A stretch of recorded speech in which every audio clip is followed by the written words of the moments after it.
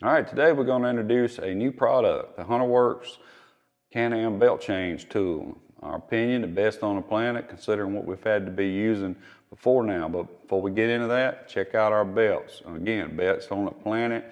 I was just driving our Defender the other day with our belt and the Dalton kit we sell on it, and I was noticing how smooth and low RPM engagement was on it. I was just amazed. I don't get amazed very often on clutching it, but check them out. All right, so the options you've had before today for belt change tool is what we call the OE style Can-Am tool, or mostly a lot of quick change tools. I wasn't a fan of either one. Screw this into your secondary, the bolt screws in the helix, it'll damage it, you gotta put a penny behind it. Or this quick change, you have to screw this into your secondary, you gotta rotate the handle, rotate secondary to get it in, and then once it's in, you got to pull back. It's kind of hard. I've had one tool that was cheap made, went all the way over, couldn't get it back. You got to be careful on the spring, makes pop back on you, and the handle's always in the way, hitting something on these vehicles. So I just didn't like it, and I decided to come up with our own tool. All right, so before I kind of show you the tool that's already attached to the vehicle, I'll go over one last thing one more time, okay? Is you got to know which secondary you have. No holes or holes.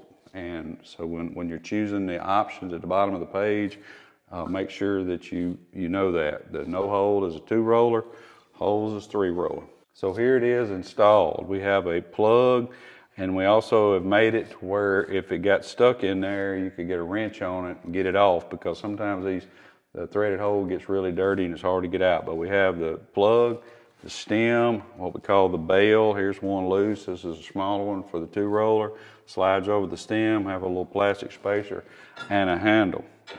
It's hard to hold all these parts to show you, but you just screw the stem in, slide the bail over, put the handle, and start cranking, and then change your belt. And then when you're done, just undo your handle. We'll do it real quick. Slide your bail and spacer off, unscrew the stem. That's all it is to it. It's very safe. It requires a little effort to spread it. And to me, it just makes it the best on the planet. So check them out and make sure you check out our how to use the tool video, get a little more detail. And appreciate you guys.